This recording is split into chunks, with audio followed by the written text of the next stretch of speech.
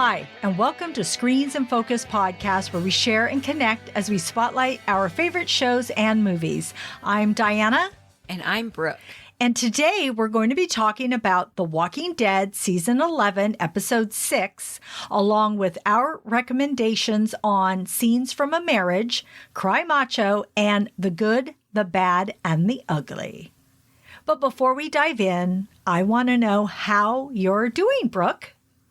I'm doing really great. I've had a really wonderful day. I'm extremely happy with my kids being in school and them having a routine. So I just love watching them grow. Oh, of course. Yeah. I love that too. How are you, Diana? I am doing really, really good. I can see the season turning, and I just love fall, and it's my favorite time of the year. So I'm just, I'm feeling really good, kind of cozy. And last night I happened to look, I was looking for our cat, and I looked outside and I saw the moon, and it had these dark clouds like going past it. I was like, ooh. Wow. Oh, it's scary. And I even said, I feel like I'm on The Walking Dead. Told my husband, I'm going to go look at the moon right now. It was very cool. Oh, how neat. So I wish I would have seen that. I know. It was last night. It was so good. Hey, so it leads me to thinking about our question of the day. And this whole episode was like a mini horror film. And there is a very creepy house in this episode. And so I wondered, Brooke, have you ever been to a haunted house? I have been to like those haunted houses where the actors are immersive and they scare you and they come out. And I was a kid. And that was so scary. So scary. Oh my God, I was so afraid. Dark, strobe lights, masks and things. But then I've been to haunted places like this place in Arizona, an old mining town called Jerome. And and oh my gosh, we went there, toured around. And when we came home from our trip, we watched a documentary that this place, like the hotel in that place was haunted. And we had no idea that this place was going to be featured in this documentary. Oh my gosh. So we did that. And then I've also been to the Winchester Mystery House quite a few times. And I did one Halloween tour one time of year. And that was really, really cool. But only for so long. I felt really disrespectful because I did a lot of research on Sarah Winchester, and I didn't like being in her home with all these actors mocking her. Oh, and stuff like that. Yeah, I can see that. At some point in the tour, I just no longer wanted to proceed. I wanted to conclude and be like, I have more respect for her because of who she was in this community. I did a lot of research on her. So I just was like, oh my gosh, this place is not haunted. Yeah. But how about you? Have you ever been to a haunted house? I have, but one at Halloween where you go into it and they purposely scare you.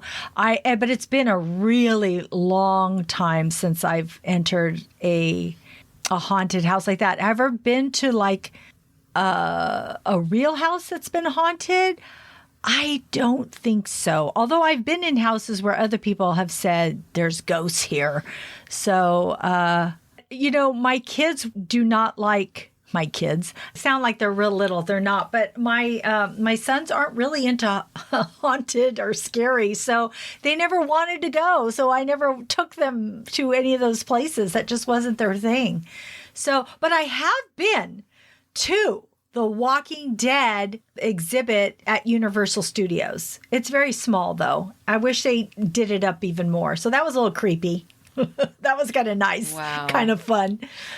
So, but that's about it. Oh, I love a good haunted house. Yeah. Okay. So Diane and I want to know, Friends out there listening, let us know what you think. Have you ever been to a haunted house? Or have you ever experienced one of those haunted events? Let us know what you think. You can leave us a comment on Twitter at @in_screens or at our Screens in Focus Facebook page. You can also follow us on our Instagram and subscribe to our website. The link is in our show notes. Cool. Oh my gosh, Diana, I'm so freaked out all day. I know. Oh gosh. Oh my gosh. I just can't keep thinking about this. Okay. What were your overall thoughts on season 11, episode 6, On the Inside? Seriously. What? Seriously, it is the scariest episode I have ever seen. It really is. The scariest episode. I watched it originally. I watched it again last night.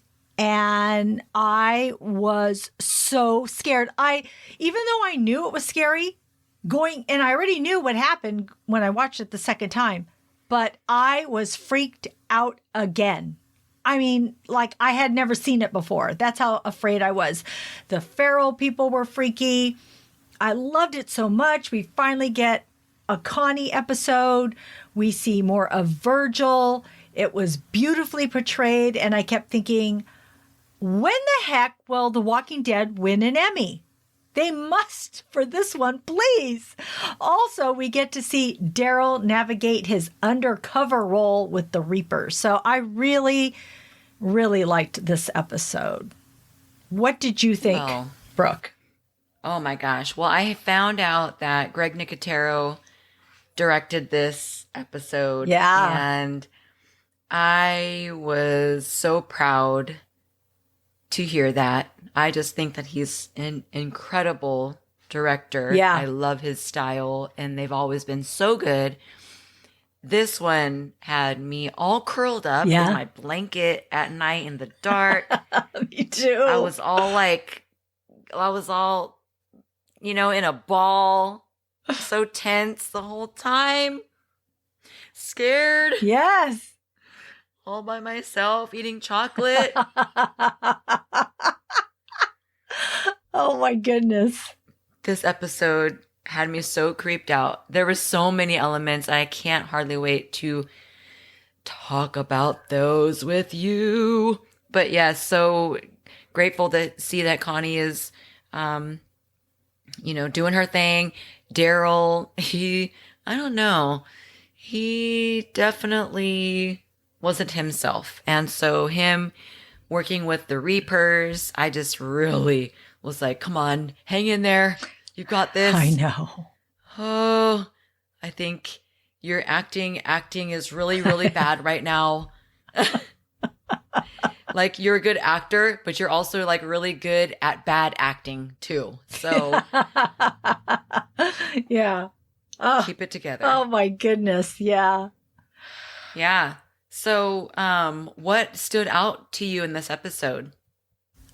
Connie, right? I know it's so obvious, right? But I love that we get to experience a glimpse of her life. And I thought it was a brilliant episode because of that. We get to see things from her perspective. And I couldn't help but think how brave she is and all the torment that she's had to experience. She had to get out of that cave with all those walkers. And I love that she left these little notes that Kelly ends up finding so that we know what she's had to experience. And also, she meets Virgil, who she didn't know if she could trust. And now she finds her way into this horror house with these feral people. And I was thoroughly on the edge of my seat, yelling at the TV, hiding behind my blanket, just like you, Brooke, because it scared the shit out of me. It really did. It scared the bejesus out of me.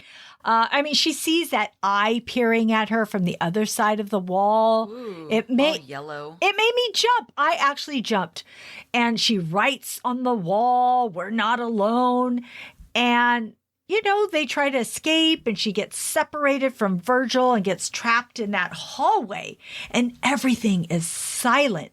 because you are experiencing her world. And then you see that feral person, before we know what it is, scurry by, and she doesn't see it. We see it. So I'm freaking out. It was terrifying. I was terrified. Yeah, incredibly. Oh, so clever. What stood out to you in this episode, Brooke? Well, I could not believe that Daryl went so far where he had really no choice but to interrogate and torture another man. I know. And this guy really held out. He was not going to crack until he had to. I mean, Daryl had to cut off one of his fingers. That was horrific. I know. And then I think he was like gripping onto it, which he then disclosed the location of where the meeting point was at. And I just was like, how is Daryl going to do this? I thought the same thing. I was like, wow, how is he going to get out of this? How is he going to do this? Yeah.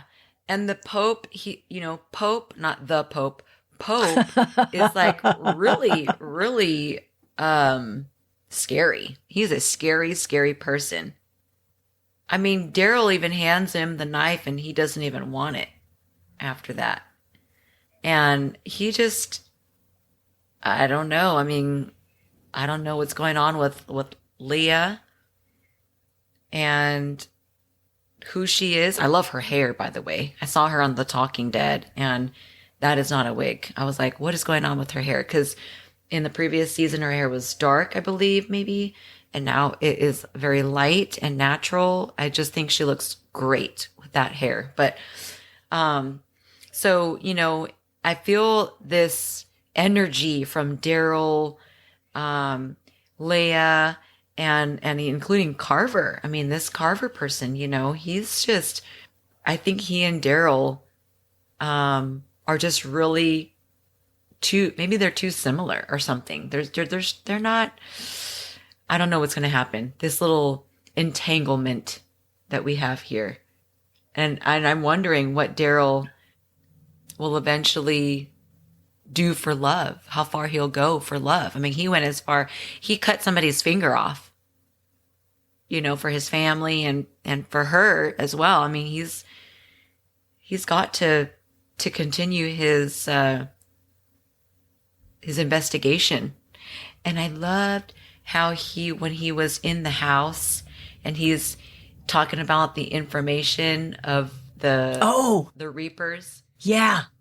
There was only 20 of yes. you and this type of stuff. Yes. I like how he's telling Maggie and the rest of them basically information on them, but saying it in a way that they won't suspect, even though that guy's like, I don't know about you. Yeah. Thank goodness for that hiding spot. Thank goodness they knew about the wire in the street. Yeah. They have to have somebody looking out. And so I can't believe it. I can't believe they did this. They pulled it together. And at the very last minute, they uncovered the rug and that trap door was empty. So really intense suspense going on. And I just cannot hardly wait to see, like I said, how far Daryl will go into this group. I mean, that's immense dedication right there. I know it is. Oh, man. Oh, I want to talk about Kelly. Oh my goodness. So the others are talking about how they're going to go find Connie, and there's going to be some committee meeting, and Carol we can't wait for a committee to meet for us to go find her. And then Magna comes and says, have you seen Kelly? And the next thing we see Kelly riding off on a horse, right? Which I love. You could hear the trotting of a horse. And she's not waiting around. She's going to go find her sister. And I thought that was so realistic. Why would you even want to have a meeting about this? You're just going to go out and try to find him. I mean, it's been so long, and now you know that she's alive. you're going out to find your sister. And I love that she found those belongings of Connie's because it was reassurance that she was alive. Oh, when they are reunited, I absolutely love that. Their reunion was so touching. It was a real moment. Lauren was on The Talking Dead, and she had said how she asked Greg Nicotero, who had directed the episode, if he could plan for the two of them not to see each other before that moment when they are reunited, so it could be as real as possible. And he thought that was a great idea.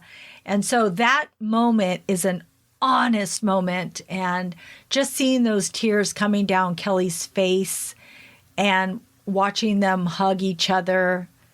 Oh, it was so heartwarming. I love it when, family members can find each other like that. I just thought that was really a cool moment for both of those actresses, which I'm really enjoying seeing both of them on The Walking Dead. Right. So good. Oh my goodness, this episode was insane. Tell me your other thoughts. Yeah, well, this entire house and the scene where they're running through the fields and this being is like after them. I'm like, what the heck was that? What could that be? Because like that day that I watched it, one of my clients had said that she saw something creeping around on her fence, but it wasn't an animal that she even knew existed. And I was like, what could it be? What was it? It didn't have any fur. Like, what was this thing? I don't know. Maybe you should call the health department. I don't know what it was, but I watched it on the same day as this episode, and I'm like, what was that? Was it the same thing that my client saw on her fence? I don't know. It didn't look like it had very much hair on it. So that was so creepy. And then when they ran up to the front porch of the house and how eerie that house looked and overgrown everything was. And I'm like, oh gosh, I hope, everything's going okay inside. And then there were walkers all over the place, like the Night of the Living Dead. And then they're trying to break the door. That was, oh my gosh, this is so intense. That was the beginning. That was the beginning too. It was so good. I know. I'm like, what the heck is going to happen? Then they get inside and, Virgil's like, it's clear. I'm like, okay, that's cool. I'm glad. And then she's like, no, she's not comfortable. She hasn't slept. He keeps telling her, you need rest, please. He's got this. Thank goodness she didn't rest. And she saw that thing and that trap door. I mean, in a regular circumstance, like, where do the razors go? Like, just in the wall for life? Like, or do we all have this like passageway in these homes? Like, I feel like I've seen this in another movie, and that was so trippy to see them going through the walls. Oh, I think it was like Bob's Burgers or something like that. Like, so, but it was so clever. And I just loved this episode and how we got to be in a horror film. And then these crazy feral people crawling around. And how sneaky they were with the trap door. Everything. I'm like, wow, because they're the prey. It was like a mouse trap. Yeah. Ooh, yes, it was. Yeah, I had a really, really bad feeling about that house. All that wallpaper. So I saw her on The Talking Dead, and Greg Nicotero told her when Virgil starts stabbing the wall, act scared. And she's like, that wasn't acting. I know. I love that. I love that. Act. That was so scary. Her face, I know. Everything, yes. Her panting, and the silence. Yes. The directing was, that was a true haunted house. I loved it. I love so much about it. Oh my goodness. Right? What about, yeah, go ahead. No, I was going to say, I agree with you. At the beginning, it felt like a throwback to the Night of the Living Dead because of the angles of the shot. They were upward and running in the darkness. And like I said, I had seen that moon last night in the clouds. That's what I saw in this episode. It was interesting how they had the mailbox up on one side and they had this other clearing area, and she wants to go the other way. And Virgil's, oh, no, let's go this way. There's probably a house. Well, that was a setup. That's what they wanted them to do. And then how later on, when we see the other group coming, the mailbox is down. So I thought, oh, it just goes to show you how planned this was, right? How planned it was. I'm like, oh my God, these people, even though they're feral people, they do know how to trap these people. So, oh my goodness. And like you said, the music and the silence, there was that music. It was such that horror music playing, and it felt like Psycho when that knife is stabbing Janet Leigh in the shower. I didn't know it was going to be so scary. Yeah. Oh my goodness. And then just the silence. Oh, man. When she's trapped on the inside of the wall, she's watching Virgil, and she's pounding on the wall, and he comes up to her, Virgil, but I don't think he knows it's her, right? He's trying to figure things out, and you see that feral person come up behind him. Oh, my God. I was freaking out. The music. It was so good. It was like the best scary episode I think I've ever seen. And yeah. I kept jumping, because I was so scared. And it was interesting because when a scene like that would happen, it would either jump to commercial or jump to Daryl and the Reapers, which was so contrasting, right? Because you were so scared or so jarred by something that just happened, and then it would go to something else and kind of give you time to recoup before you go back into it again. But my stomach was in knots. There's so much intensity and, oh, goodness. But those feral people were so freaky. I'm thinking, how did they become this way? Right? And how do you get a group to come this way? It's not like you see somebody else and you're like, hey, I'm going to do that too. So, right? I mean, just because somebody in your family and your household's freaky doesn't mean you're going to do the same thing. So I don't know. Did they grow up that way for a while? Were they already bizarre and this just threw them over the edge because they were starving? I'm so curious about these people. I don't know how they came about, but it was just insane. Super scary. Yeah. The one thing I wanted to bring up also, which is separate from this haunted house section, is when Father Gabriel asks Maggie about the others, and Father Gabriel immediately says, oh, we're waiting for the rest of them. And I just found that really interesting because it's exactly what Maggie was saying and totally against what Negan wanted. So I just thought it was interesting how they threw that in there, like, that Father Gabriel and Maggie are on the same wavelength of thought, but Negan was on this other thought. So, oh yeah, I just thought it was interesting that they highlighted that part. Yeah, I know. I'm so looking forward to seeing how they evolve. And I've been reading like there might be a love thing going on. I'm like, I don't ever see that. My goodness. But hey, you never know. Jeez. Oh, what's so interesting is I brought that up on a previous episode of ours. I thought that there was some chemistry there. And I'm like, no, because I don't want to see that. But why did I sense it? I don't see it ever happening. I really don't. But I could feel their chemistry. So I felt something, and so are other people. So it's very, very interesting. Oh my goodness. Crazy. Oh, amazing episode. Diana, I just have to know, who does your award go to for this episode? Your favorite quote? Is there, there, wasn't a whole lot of quotes, but maybe your favorite character, or maybe your favorite moment. There was so much to choose from. I know. That was so good. I'm going to give it to my favorite moment, which was Virgil and Connie. When they're talking and he tells her to run and get out and to find her family, that he's made choices and basically this is his redemption, that Michonne helped him, which in turn now he wants to help Connie. But she says she's not leaving him, which I love. That's so Walking Dead, right? She says she's not leaving him. She drags him and gets him to the door, and all the ferals are surrounding them, and she puts blood and guts all over her from the walker that's on the floor, and she just opens that door and lets all the walkers in. And I thought it was true Walking Dead fashion in what I love about the show, that the humanity, the bravery, the sacrifice, the redemption, the hope. I mean, just everything that I love about this show was displayed in this episode, and I loved it so much. So great.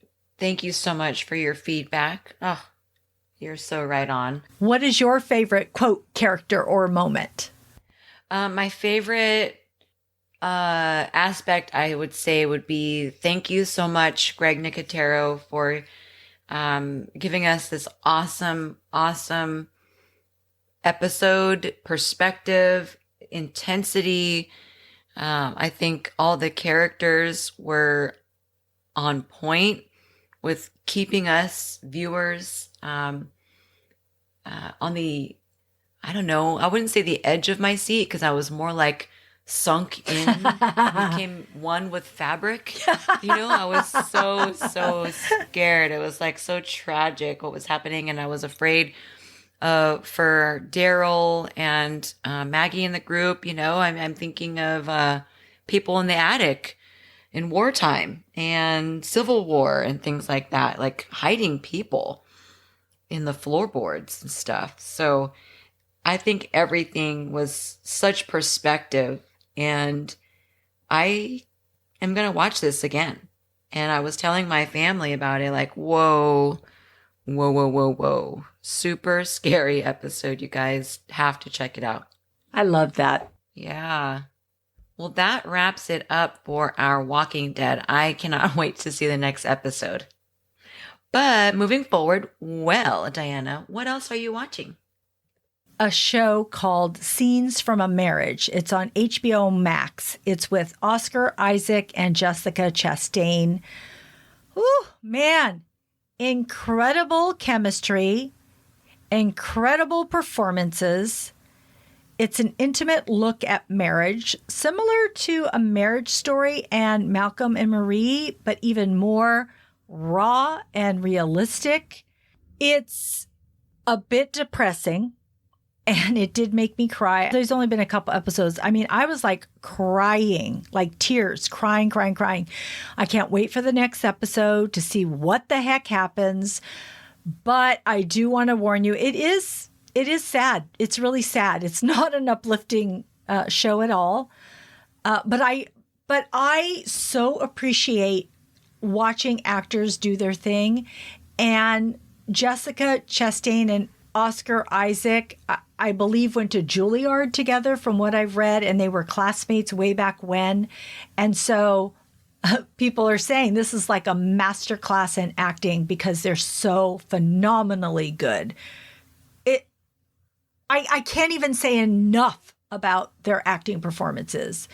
They are outstanding. And I also saw that there was a tweet going viral, I think a couple weeks ago, where I think that they were in Venice or another festival, and he kissed her arm the way Gomez would kiss Morticia, and he kind of did that to her arm. Holy smokes! It was on fire, and everybody was noticing that chemistry between them. It was very, very cool. You could look it up right now and see it. It's on Twitter all over the place. But dang, it was like he's smelling her pheromones and all I know. right there on the red carpet. So you saw that. That's so cool. I love it. But anyways, I'm really, really invested in this series. So I appreciate it. I also watched Why the Last Man, which is on FX and Hulu.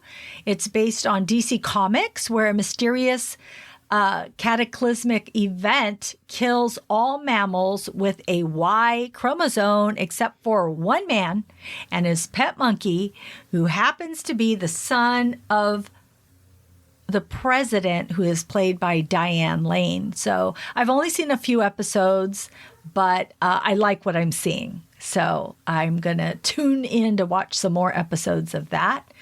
I also just watched Cry Macho on HBO Max with Clint Eastwood. Man, he is still going. He is still going. And I love how he directs movies. He just has a flair for directing. I love these little scenes of his car driving and his keys dangling and the scenery. And this movie was a little bit unexpected. People had critiqued it and said, oh man, come on, he's this old, and how could women, still be attracted to him? And, he has these young women that he encounters. But you know what? Clint Eastwood deserves it, okay? I mean, I've heard people that have met him in real life, and he's very charismatic. I'm sure that hasn't gone away. So, you know what? I applaud him for still being an actor, still being a director. I enjoyed the movie. It's about him and a young Mexican teen, sort of on a road trip, but they stop along the way, and he wants to get this boy back home to his friend that has hired him to go find him because he's not living in really good conditions. So I liked it. I can't say anything bad about it. I enjoyed it. So That's cool. I can't wait to see that. Brooke, let me know, what are you watching? Okay, so I just started this. Okay, so all my kids are in school, including my preschooler. And I didn't know what to do really after I exercised, and I had like 20 minutes before I had to go get anyone. So I ate lunch, but I was like, what should I watch? I didn't really know. So I decided to watch on Hulu. I just turned on Hulu, and I'm like, okay, what do we have here? So 9 Perfect Strangers was like on the front screen of Hulu. And it's this show that I've been meaning to watch. It's a drama. I think there's some like dark humor into it because I did laugh a little at some inappropriate, conversations and awkward personalities. And I guess this show is based on the New York Times bestselling book by Leanne Moriarty, 9 Perfect Strangers. And it takes place in this health and wellness resort that's like promising healing and transformation. And these individuals, we see them heading there, getting ready for this retreat, and they're being watched. So far, I'm really intrigued. We have Nicole Kidman, Melissa McCarthy, Michael Shannon, Luke Evans, and Bobby Cannavale.